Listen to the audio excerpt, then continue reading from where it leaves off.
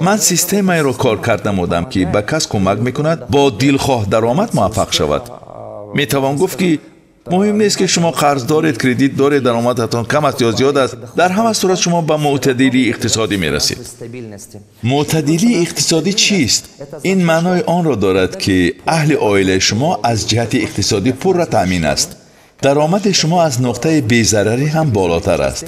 شما یگان خیل مدلی دارد که آن آهسته آهسته تدریجاً سرمایه ابتدایی را تأمین می نماید و شما می دانید اگر همین خیل دوام دادن گیرید حتما زمانی از جهت اقتصادی شخص آزاد می گردید. این مثل چیست؟ مثلا مکتب میانه به همه ما خواندن و نوشتن را یاد داده است. همین خیل است یا نه؟